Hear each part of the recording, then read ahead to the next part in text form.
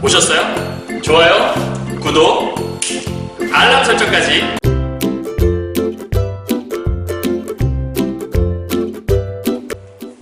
안녕하세요. 경화여고 2학년 학생 여러분, 그리고 전국에서 고2 신사고 문학 교과서를 사용하시는 학생 여러분 만나서 반갑습니다. 선생님은 세계 최강 국어쌤 조인수 선생님입니다. 네, 오늘은 좀 전까지 우리 의산문답이라고 하는 고전 수필을 하나 봤었고요. 정확히 얘기하면 한문 수필을 봤었고요. 이제는 우리 현대소설인데요. 명랑한 밤길이라고 하는 외국인 노동자가 등장하는 좀 독특한 소설을 하나 보고자 합니다. 좀 내용이 길어 보이지만 본문은 간단하게 정리할 수 있거든요. 그래서 선생님을 믿고 잘 따라오시면 잘 이해할 수 있을 겁니다. 우리 힘이 되는 한마디 좀 보고 넘어가도록 하죠. 시도해보지 않고는 누구도 자신이 얼마만큼 해낼 수 있는지 알지 못한다.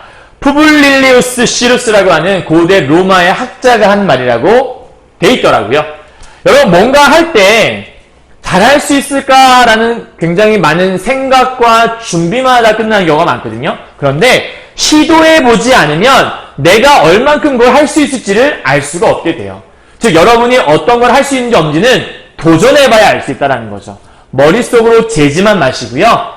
무조건 한 걸음이라도, 하나라도 일단 시도해보시는 게 좋습니다. 너무 계획만 짜고 너무 머릿속에 계산하다 보면 결국 아무것도 이루지 못하고 허무하게 끝나는 경우가 많거든요. 쇼핑 같은 것도 그래요, 여러분들. 고민만 하다가 끝나는 경우 되게 많거든요. 살 생각이 있으면 지르셔야 돼요. 여러분, 공부 질러보십시오. 한 걸음 질러보셨을 때 여러분의 실력도 한 걸음 나아갈 수 있을 겁니다.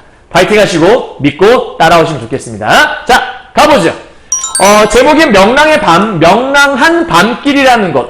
밤길인데 명랑하다? 뭐가 좀 약간 독특하죠? 그럼 명랑한 밤길이라는 게 뭔가 의미가 있다라는 거예요.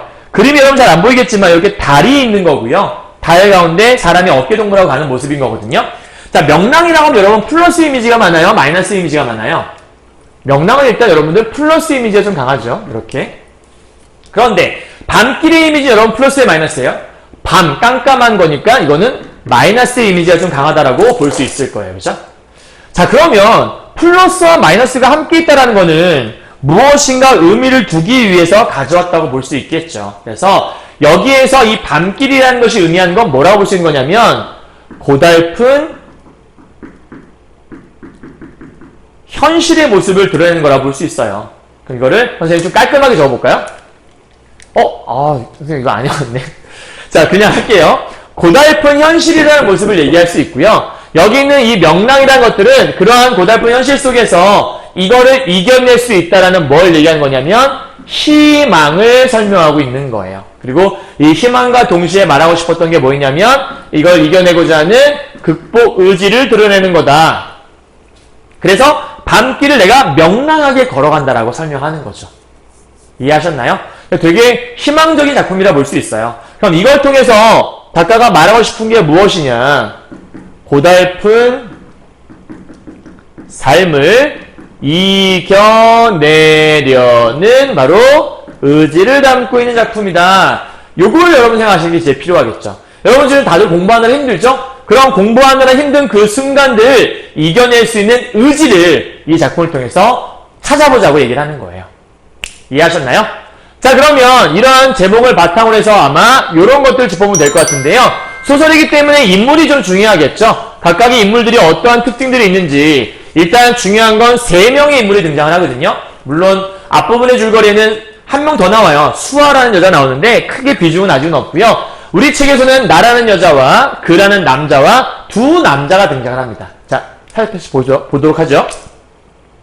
나는 간호조무사고요. 치매 어머니를 모시고 있어요. 특히 언니와 오빠가 이 어머니를 놓고 도망가 버리거나 망했어요. 그래서 어머니를 혼자 모실 수밖에 없는데 이 여자는 도시 생활에 대한 어떤 로망이 있어요. 도시를 원추한 여자인 거죠. 그리고 굉장히 순수한 사랑을 간직하는 순박한 시골 처녀라고 보시면 됩니다. 자, 그런데 그라는 남자는 작가 지망생이에요. 그런데 되게 속물적인 인간이에요. 그래서 이 나라는 여자가 끊임없이 자기가 뭔가 재배한 농산물 같은 걸 갖다 주거든요. 처음엔 잘 받아먹던 이 녀석이 나중에 다른 여자가 나타나니까 이 여자를 금세 차버리는 거예요. 그래서 모든 사람을 돈으로 판단하고 사랑 역시도 돈으로 판단하는 굉장히 속물적인 인간이라는 거. 나쁜 인간이죠. 그리고 작품 뒤쪽에 가게 되면 두 남자가 나오는데 깐쭈라는 남자. 그래서 이 외국인 노동자들인데 고달픈 삶을 살고 있어요. 특히 외국인 노동자로서 공장장, 우리나라 이 공장장한테 약간 임금 착취, 노동 착취를 당하는 그러한 모습을 지니고 있는 게 이 두 남자의 모습입니다. 자, 이들의 관계가 어떻게 드러나는지를 살펴보는 게 여러분 포인트라 볼 수 있고요. 그럼 여러분 선생님이 한번 4가지 포인트를 이렇게 잡아봤어요. 가죠. 자, 첫 번째, 무공의 채소들이라는 게 이 작품 속에 나와요. 이 무공의 채소들이 뭘 의미할까? 이걸 찾아보는 게 첫 번째 포인트고요. 두 번째, 그의 집이라는 장소가 있고요. 정미소 안이라는 장소가 나오고요. 길 위라는 장소, 이 3군데가 나오는데요. 각각의 장소에서 정서들이 조금씩 달라요. 그거를 마지막 부분에 정리 한번 해드릴 거예요. 다음 세 번째요. 두 남자, 외국인 노동자겠죠. 외국인 노동자에 대한 나의 정서와 태도를 잘 파악해 두셔야 돼요. 처음 만났을 때의 인상과 마지막의 정서와 태도가 달라지거든요. 어떻게 달라지는지를 잠시 알아보도록 하죠. 마지막 4번째, 이 작품 속에 윤도현의 노래도 나오고요. 그 다음에 장윤정의 어머나라는 노래도 나오고 되게 많은 유행가 가사가 나와요. 근데 이 유행가 가사가 단순하게 나오는 것이 아니라 무엇인가를 의미하고 뭔가를 상징하는 부분이 나옵니다. 그래서 이 4가지의 포인트를 맞춰서 보시면 작품을 훨씬 더 잘 이해할 수 있을 겁니다. 이해하셨나요? 자, 그러면 본문을 한번 들어가 보도록 하죠. 앞부분의 줄거리죠. 선생님이 얘기했죠? 소설에서 앞부분의 줄거리는 꼼꼼하게 읽어야 뒤의 내용을 잘 이해할 수 있다라고 설명드렸어요. 빠르빨리 읽어가시죠. 빨리빨리 읽어가시죠. 자, 나는 고향을 떠나 도시로 나가 살고 싶어. 아까 설명했죠? 도시에 대한 로망이 있는 여자. 하지만 아버지가 돌아가신 후 치매길을 보이는 어머니의 모습이 있고요. 두고 갈 수 없어 포기를 하게 돼요. 그러니까 자기의 꿈을 접은 거겠죠? 개인 병원의 간호조무사로 일하다가 우연히 도시에서 남난 이 남자를 만나게 돼요. 아까 얘기했지만 작가도 아니고 작가 지망생을 만났다라고 설명드렸던 것 같아요. 그죠?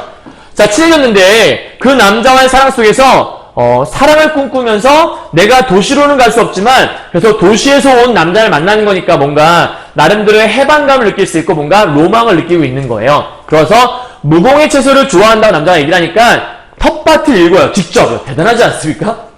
직접 읽어서 채소를 길러서 그에게 헌신하는 태도를 보여요. 그런데 정작 이 남자는 나와 같은 병원에서 일하는 수아라는 여자와 사귀는 낌새가 보이는 겁니다. 그럼 이제 이 뒤에 이어질 내용은 수아라는 여자 사귀는 낌새를 눈치챘으니까 그 다음 이야기가 등장을 하겠죠. 한번 가보도록 하죠. 그는 집에 있었다. 아까 선생님이 장소 3군데 중에 첫 번째가 그의 집이라는 공간이 있었죠. 여기서 지금 이 화자가 어떠한 정서를 느끼고 있는지를 살펴보시면 될 것 같아요. 자, 그는 집에 있었어요. 집안에서는 음악 소리가 났고, 그러니까 여긴 그의 집이겠죠? 그는 여전히 나를 집에 들이지 않았대요. 그러면 지금 나를 집에 들이지 않았다는 것들은 이 남자가 나를 뭐 하지 않는 거냐면 반기지 않는 모습이 나오는 거죠. 그러니까 분명히 내가 그렇게 잘했는데 나를 안 반기는 거예요. 남자가 변해버린 모습이 있는 것 같죠? 나는 내가 가지고 간 것들을 남자에게 내밀었대요. 그게 뭐냐면 여기 나와 있는 이 무공의 채소인 것 같죠? 남자에게 내밀었어요. 위태롭게 반짝거리던 몇낱의 별들이 나오죠. 별은 하늘에 떠 있는 거잖아요. 우리가 별은 땅에 있는 것이 아니기 때문에 나의 소망, 나의 희망 이런 걸 상징할 수 있기 때문에 이 별에다가 희망 혹은 나의 소망, 나의 꿈 이런 것들 따위를 설명할 수 있다라고 볼 수 있을 거예요. 근데 이런 것들이 구름 너머로 뭐 했냐면 사라졌다라고 얘기하죠. 그럼 이러한 나의 꿈과 희망이 이러한 희망 같은 것들이 사라질 것을 뭐 하는 거냐면 암시해 주는 거예요. 배경을 통해서요. 별거 아닌 부분이 아니라 중요한 부분이겠죠. 무공의 채소예요 하고 드렸어요. 그랬더니 무공이고 뭐고 이제 그만 가져오세요 라고 남자가 얘기를 하네요. 지겨운가 봐요. 나는 당신에게 이 채소들을 갖다 주기 위해 지난번 내내 마당을 일궈 텃밭으로 만들었어요. 텃밭을 일구는 동안 손에서 피가 나기도 했단 말이에요. 이런 얘기를 하기 시작해요. 즉, 이 여자가 어떠한 태도를 보인 거냐면 내가 이렇게 당신에게 헌신했잖아요 라고 얘기를 하는 거예요. 이렇게까지 내가 했잖아요 설명하는 거죠. 그랬더니 이 남자가 나는 연희 씨에게 손에서 피가 나도 그런 걸 가져오라고 한 적이 없단 말입니다 하면서 소리를 벅 지르기 시작해요. 그랬더니 여자가 나는 당신 집에 오는 택시비 때문에 사람들 다 한다라는 그 통화 중에 다른 전화 왔다고 신호해주는 그런 장치도 못했단 말이에요. 말 되게 웃기죠? 다른 사람 전화가 오는 거 우리가 통화대기 뭐 이런 거 같아요. 그죠? 그러니까 통화대기는 우리가 신청하면 끝나는 거잖아요. 저 통화대기 신청하겠습니다. 부가 서비스잖아요. 근데 이 여자는 돈이 없어서 당신한테 맨날 택시 타고 와야 되니까 그 돈이 없어서 이런 걸 못했다라고 설명하는 것 같아요. 그래서 지금 이 부분이 뭘 의미하는 거냐면 이 여자가 남자에 대한 이 사랑을 위해서 자신이 포기했던 것들을 쭉 늘어놓고 있는 거예요. 자신의 돈도 허비했고 자신이 편하게 쓸 수 있는 영어들도 다 포기했다라고 얘기하는 거죠. 그러니까 여기 나와 있는 통화 중 대기장치를 얘기하는 것 같아요. 그랬더니 내가 그랬던가? 그러나 나는 그에게 어떤 말로 내 마음의 슬픔을, 분노를, 낯선 감정을 표현할지 알 수가 없었대요. 그러니까 뭐 어떻게 내 마음을 표현될지 모르니까 그냥 나온 대로 막 얘기했나 봐요. 통화 중 대기장치 따위의 엉뚱한 말이 튀어나올 수밖에 없던 거래요. 그러니까 원래 이 말 하려던 게 아니었을 수도 있을 것 같아요. 근데 너무 당황스러우니까. 그래서 당신 나쁜 사람이란 진짜 내 속마음을 말하고 싶었는데 당신 나쁜 사람이야. 정말 이 쓰기 같은 인간 이렇게 얘기하고 싶은데 그렇게 얘기하면 관계가 끝나버릴까봐 무서웠나 보죠. 그래서 돌려 얘기했나 봐요. 그랬더니 남자가 무슨 장치? 나는 문득 무안해져서 말을 하지 않았대요. 여자도 부끄러운 걸 아는 거죠. 그건 장치한다고 하지 않고 설정한다고 하는 거야. 그것도 모르니 무시가 이렇게 뭐 하냐면 조소를 하기 시작해요. 그러니까 나를 그렇게 아껴준 이 남자가 나를 조소하기 시작했다는 거예요. 순간 그 조소가 나는 용기를 주기 시작하죠. 이제는 막 퍼붓기 시작합니다. 장치는 설정이도 하야만요. 난 누구처럼 mp3가 있는 것이 아니고 당신에게 노트북도 사줄 수가 없어요. 즉 나는 부자예요? 아니면 부자가 아니에요? 그쵸? 여기서부터 여기까지 묻게 되면 나는 경제적으로 그렇게 부유한 사람이 아니에요. 내가 당신에게 줄 수 있는 건 이 무공의 채소뿐이었어요. 그럼 줄 수 있는 게 이거밖에 없다는 얘기는 나의 모든 걸 다 줬다라고 지금 설명하고 있는 것 같아요. 나를 갖고 장난치지 마세요. 나는 이제 겨우 21살이란 말이에요. 나의 사랑은 뭐하냐면 나는 순수한 사람이에요. 내 순수한 사랑을 무시하지 마요. 21살 처녀한테 이러시는 거 죄받겠죠. 더구나 당신은 배울 만큼 배운 사람이고 비록 노트북 없으면 못 쓰지만 이런 집도 구해서 글도 쓰고 하는 그런 사람이잖아요. 너 그런 작가잖아 라고 좀 설명하는 거죠. 아, 남자의 직업이 작가라는 걸 이렇게 알 수 있을 것 같아요. 그러니까 사실 이 남자한테 퍼부을 수 없었던 여잔데 용기가 생긴 거예요. 왜냐하면 자기를 비우는 걸 보니까 어차피 끝났다는 생각이 들었을 수도 있겠고 화가 났던 거겠죠. 그랬더니 이 남자가 이렇게 얘기합니다. 심장은 격렬히 떨렸지만 최대한 천천히 또박또박 이 여자가 자기 의견을 밝혔어요. 그랬더니 남자가 와 정말 쓰레기 그죠? 아, 나쁜 인간. 야 그동안 내가 너한테 얼마나 잘했는지 이래. 이 남자가 좀 전에 존댓말 했잖아요. 근데 요 파트를 보게 되면 이제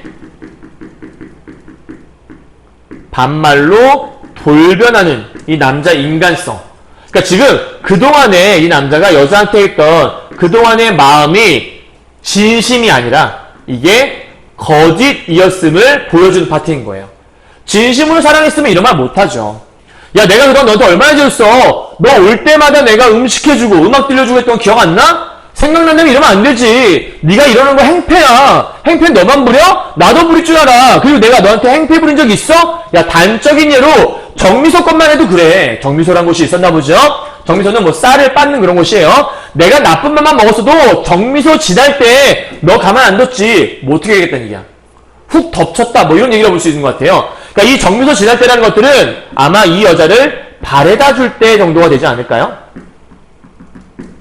너를 어떻게 했을 거야. 근데 내가 너한테 한 번도 험하게 안 했지. 그리고 내가 너 같은 애. 와.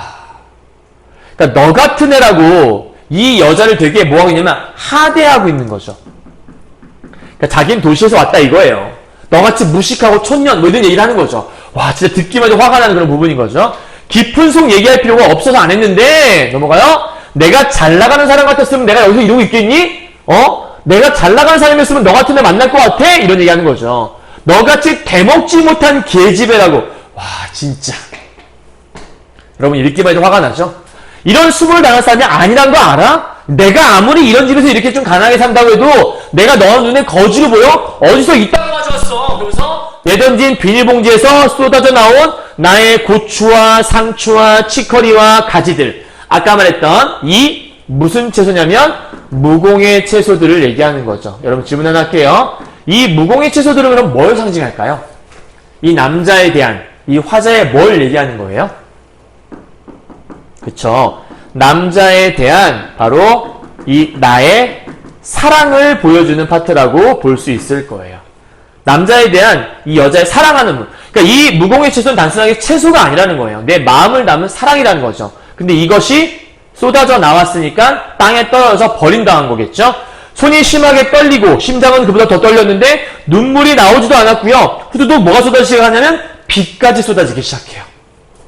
그럼 여기서 이 비가 쏟아진다는 이 배경이 뭘 보여주는 거냐면 화자의 심리 상태를 대신, 즉 화자의 이 심리 상태를 어떻게 제시해 주는 거냐면 간접적으로나마 제시를 해주고 있는 거예요. 무엇이요? 이 배경이요. 그래서 이러한 배경이 지금 어떠한 정서를 보여주는 거냐면 굉장히 절망스러운 상태 혹은 이 여자의 슬픔. 왜 이런 거 있잖아요. 내 마음속에도 비가 내린다. 이 비라는 건 눈물과 똑같다고 볼 수 있겠죠. 그러니까 눈물이 쏟아졌다는 얘기는 하늘도 내가 이렇게 당하게 슬퍼서 눈물을 흘리고 있는 것, 뭐 이런 의미라고 보면 되지 않을까 싶어요. 그러니까 완벽하게 버림당한 모습이라고 볼 수 있을 것 같아요. 자, 여기까지가 발단 전개 위기절정 결말 중에 위기에 해당하는 부분이라고 보시면 돼요. 그러니까 이 갈등이 최고조에 달하는, 최고조로 향해 가고 있는 부분이라고 볼 수 있겠죠. 자, 그 결과 내가 비에 젖어 걸을 때 뒤에서 누군가도, 그럼 지금 현재 이 남자에게 버림을 당한 상태에서 걷고 있는데 여러분 잘 보셔야 돼요. 내가 비에 젖었는데 누군가도, 즉 그 남자는 아니겠죠. 그 남자 집에 나왔으니까 누군가도 비에 젖었대요. 그럼 여기서 누군가도 비에 젖었다는 얘기가 뭘 보여주는 거냐면 이 사람이 나와 비슷한 처지에 있는 누군가가 있다는 거를 암시해주는 파트라고 볼 수 있는 거예요.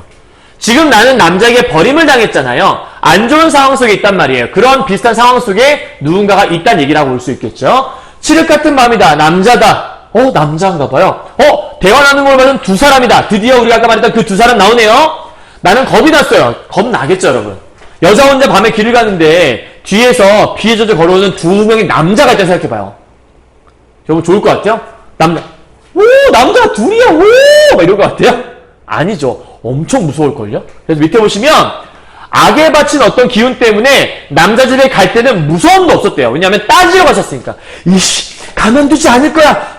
화가 났으니까 무섭지 않았었는데 이제 돌아오는 길은 너무나 무서울 수밖에 없었대요. 두려움이 생긴 거죠. 사실은 이 남자한테 버림당하고 나니까 이 여자가 이 세상 자체에 대한 두려움이 생겼다라고 보는 게 더 맞을 거예요. 그러니까 세상이 결코 아름답지 않다라는 걸 깨닫게 된 거예요. 남자랑 사귈 동안은 모든 게 다 아름다워 보였겠죠.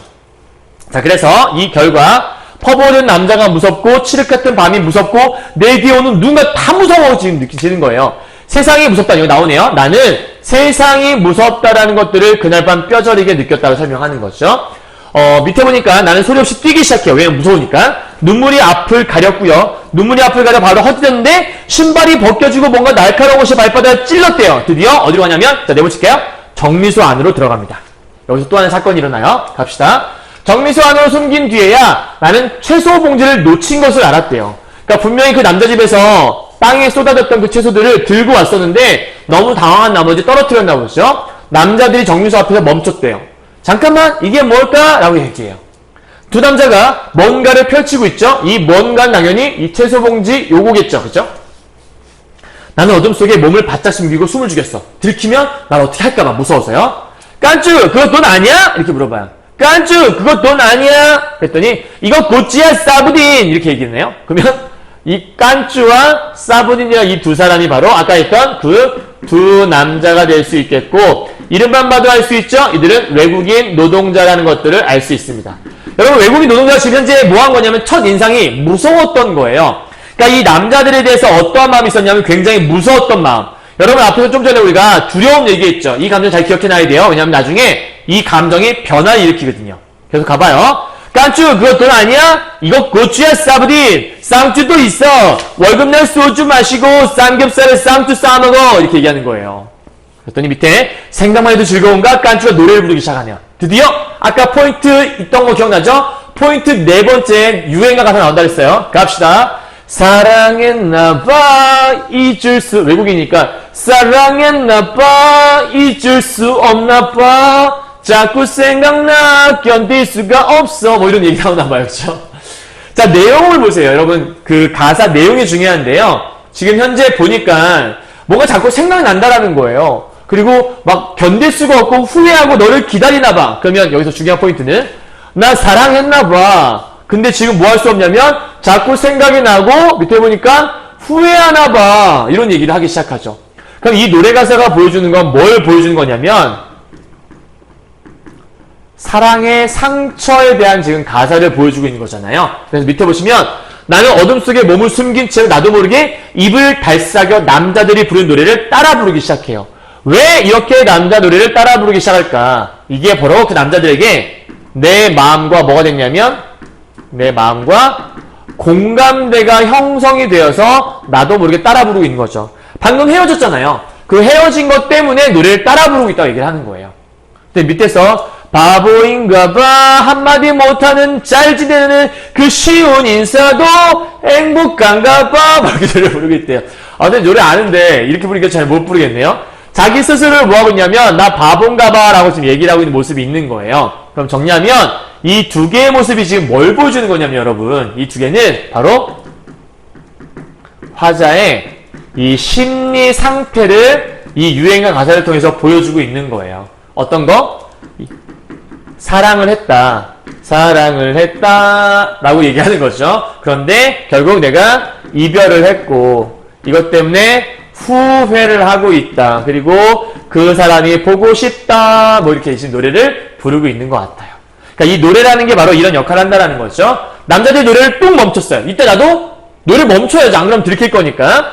나도 입을 다물었다. 빗소리 점점 더 거세졌다라고 얘기를 하네요.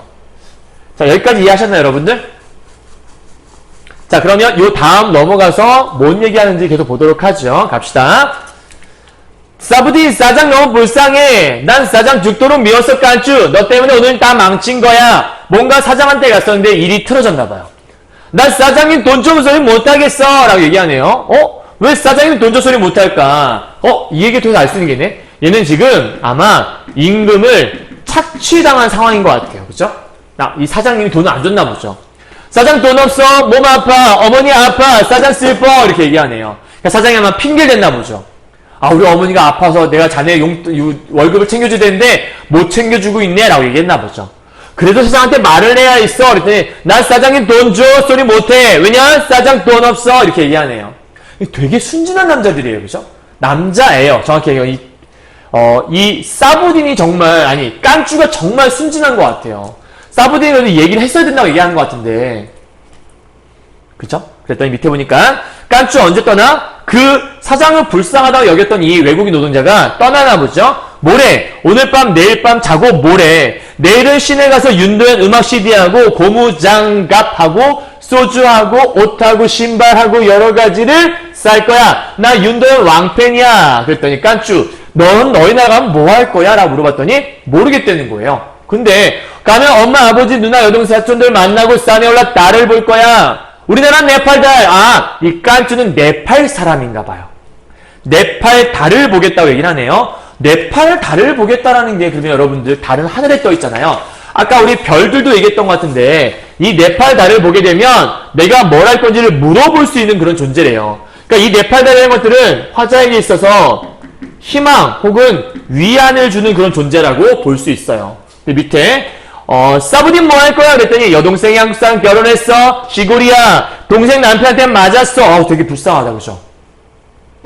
동생 남편한테 맞았어. 동생 많이 슬퍼. 형이 한국 여자랑 결혼했어. 형 여자 도망갔어. 조카 있어. 형이랑 조카 많이 슬퍼. 부모님 돌아가셨어. 우리나라 방글라데시 가도 이 사부딘은 방글라데시 사람인가 봐요. 나 아무도 없어. 한국에 다 있어. 나 갈 수 없어. 형 다쳤어. 손가락 잘렸어. 조카 살려야 해. 라고 얘기하네요. 그러니까 지금 여러분 여기서부터 여기를 싹 다 묶어보잖아요. 이렇게.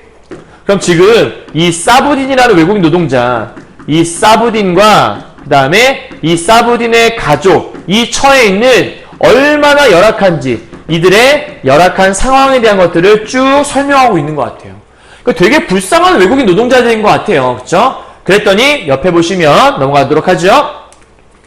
사부딘, 난 한국에서 슬플 때 노래했어 라고 얘기하네요. 그러니까 지금 이 깐쭈는 슬플 때마다 노래를 했다는 거 보니까 이 노래라는 게 이 깐쭈에게 일종의 위안을 주는, 위안과 어떤 슬픔을 위로해주는, 위안 혹은 위로해주는 역할을 했나 보죠. 한국 발라드야, 사장이 막 욕해, 나 여기 심장 막 뛰어, 손가락 막 떨려, 눈물 막 흘러, 그럼 노래했어. 사랑 못했어, 억울했어, 그럼 또 노래했어. 그럼 잠이 왔어, 꿈속에 달 봤어. 그거 아름다운 네팔 달 봤어. 이렇게 얘기하는 것 같아요. 그렇죠? 그러니까 지금 이렇게 크고 아름다운 네팔 달이 그러면 나에게 뭘 준다는 거냐면 계속해서 위안을 주는 존재라는 걸 여러분들이 인지할 수 있겠네요. 이해하셨나요? 자, 그래서 이제 밑에 마지막 보면요. 가을 우체국 앞에서. 이거 노래 아세요? 가을 우체국 앞에서 그대를 기다리다. 뭐 이런 노래예요. 자, 그대를 기다리다가 노란 은행잎들이 바람에 날려가고 지난 사람들마다 저 멀리 가는 걸 보네 라고 얘기하네요. 그럼 결국 이 노래들이 이 깐쭈에게 있어서 깐쭈의 상처를 위로해주는 그런 노래라고 볼 수 있을 것 같아요.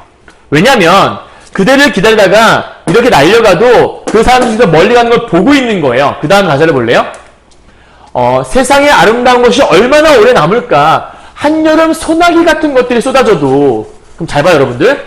소나기가 쏟아져도 굳세게 버티고 눈보라 애도 굳세게 버티고 우뚝 서 있는 나무들 같이 홀로 설 수 있을까라고 얘기해요. 그럼 여기서 말하고 싶은 게 뭐냐면 지금 이 깐쭈가 이 노래를 통해서 굳세게 홀로 서기를 바라는 심리가 들어있다라고 알 수 있을 거예요. 그랬더니 사부딘이 이렇게 노래하네요. 어머나 어머나 이러지 마세요. 더 이상 내게 이러시면 안 돼요 라고 하죠. 그럼 이 노래 가사는 굳세게 홀로 서기 위한 노래는 아닌 것 같고요. 이게 이 화자의 또 이 노래 부르는 사람의 마음을 표현하는 것 같죠? 내가 얼마나 억울한지 알아? 자신의 억울함을 호소하는 노래로 볼 수 있을 것 같아요. 그래서 억울하고 그다음에 안타까운 심정을 이렇게 노래하고 있구나 라고 생각하시면 어렵지 않을 것 같아요. 그러니까 이 작품에서 노래들은 전부 다 노래하는 사람들의 어떤 마음들을 이렇게 위로해주고 있네요. 그랬더니 노랫소리는 빗소리에 섞여 쌀겨 냄새 가득한 정미소 안으로 스며들었대요. 사부딘 여기 쌍추 있고 고추 있어. 집에 고추장 있어. 소주 싸야에 삼겹살은 없어. 삼겹살 싸야에 우리 소주 마시자 라고 얘기하네요. 그죠? 그럼 여러분 여기서 이 채소 있죠? 이 채소라고 하는 게 두 가지 역할을 한다고 볼 수 있어요. 자, 첫 번째. 아까 이 채소가 땅바닥을 굴렀잖아요. 그럼 이 채소는 남자에게서 버림당한 나의 처지를 보여주는 파트라고 볼 수 있어요. 이 채소라는 건.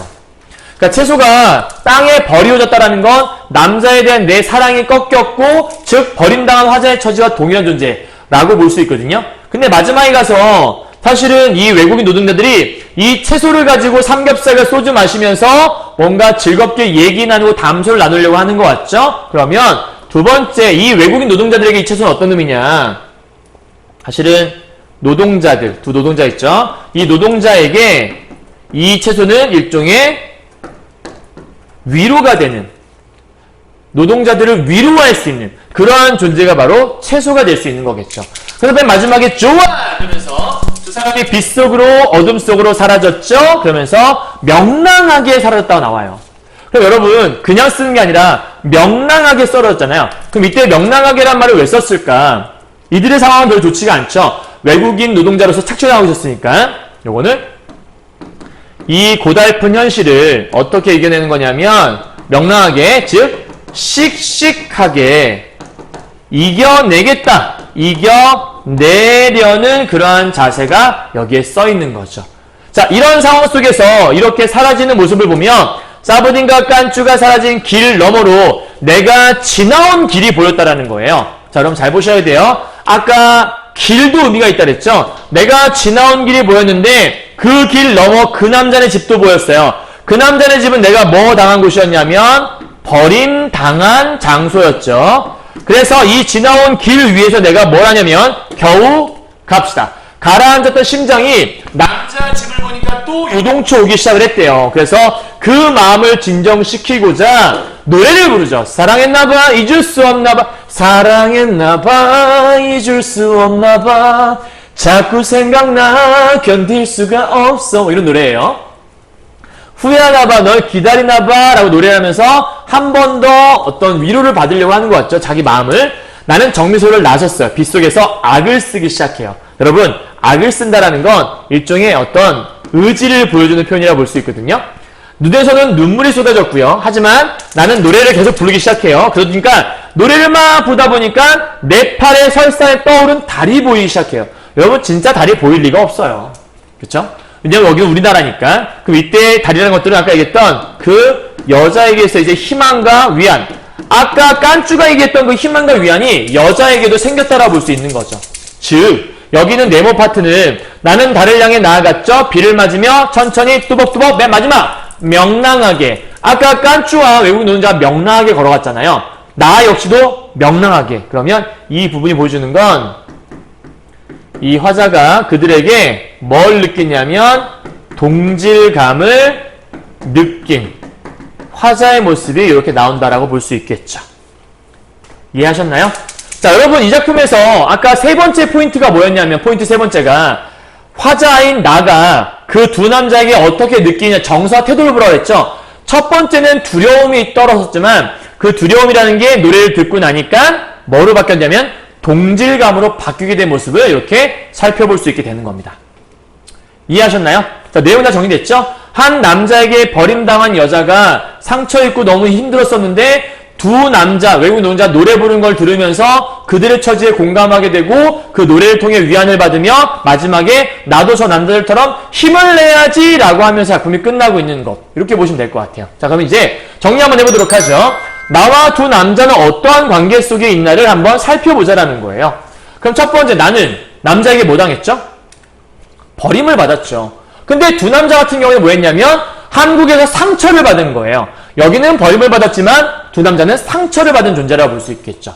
이때 나는 버림을 받고 치매에 걸린 어머니를 모시고 있는 그런 상황인데요. 두 남자는 임금을 착취당한 상태에서 비인격적인 대우까지 받고 있는 그런 암울한 상황 속에 있는 거죠. 즉 마이너스 상황과 마이너스 상황에 있는 공통점이 있는 거예요. 정리를 해보면 이렇게 되겠네요. 힘겨운 상황 속에 놓여져 있다는 공통점이 있네요. 그럼 이런 걸 통해서 나는 뭘 얘기하고 싶었을까? 바로 이거죠. 명랑하게 이겨내려는 의지를 밝히고자 했던. 그래서 이 두 남자도 술 마시면서 뭔가 위안을 얻게 되고 나도 노래 부르면서 위안을 얻게 되는 거죠. 그래서 명랑한 밤길이라고 설명하고 있는 거예요. 이해하셨어요? 자, 그럼 여러분들 아까 선생님이 포인트 두 번째가 장소에 대한 거 얘기했었죠? 장소로 한번 가보도록 하죠. 장소와 정서에 어떤 관계가 있냐? 자, 그의 집은 사랑을 거부당한 공간이었어요. 그리고 정미소 안에서는 두 남자를 만났었고요. 길 위에서는 노래를 불렀었죠. 이것을 통해 사랑을 거부당한 이 여자는 뭘 느꼈냐면 슬픔을 느낄 수밖에 없었겠죠? 그러자 두 남자를 봤을 때 처음엔 어땠냐면 되게 무서웠어요. 그죠? 그래서 마음의 위로를 받기 전에 무서운 감정이 먼저 있었는데 결국 이 남자를 만나면서 마음의 위로를 받는 것까지 함께 이어지는 거죠. 그러니까 이 전 단계는 두려움도 있어야 돼요. 마음의 위로를 얻게 되고 그 결과 노래를 부르며 나도 잘 살아봐야지 명랑하게 살아봐야지 라고 하는 의지와 희망을 밝히는 작품이라고 보시면 간단하게 끝이 나는 겁니다. 이해하셨나요? 되게 의미가 있는 좀 작품이라고 볼 수 있어요. 자, 그럼 이제 우리가 학습활동 넘어가 정리를 한번 해보도록 하죠.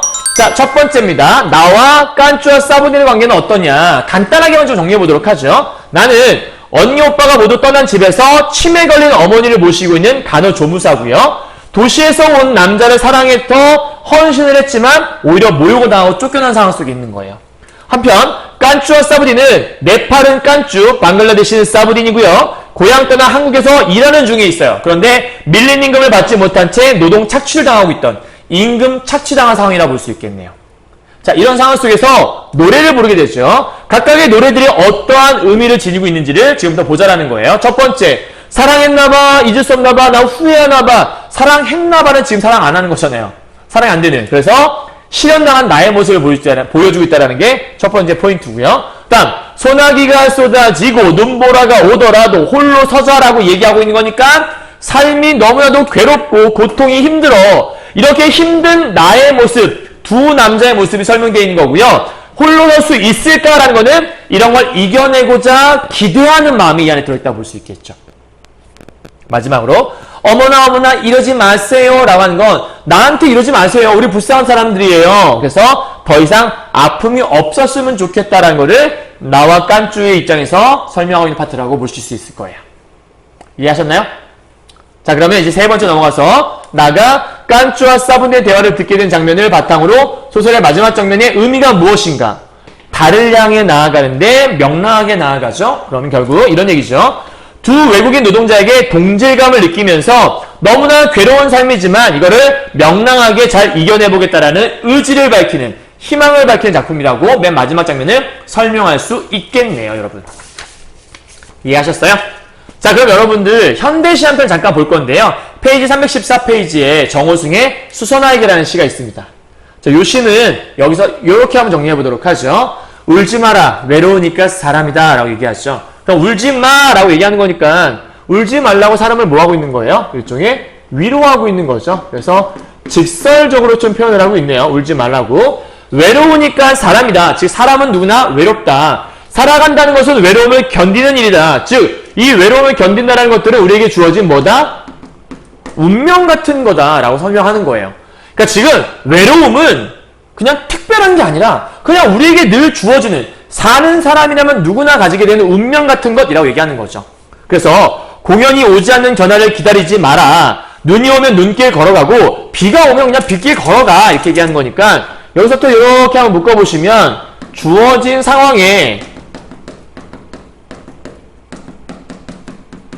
순응해라. 그냥 견디고 살아라. 뭐 이런 얘기라고 보시면 될 것 같아요. 그러면서 갈대숲에서 가슴 검은 도요새도 너를 보고 있다라고 설명하죠. 그러면서 우리 노란색 부분 잘 보세요.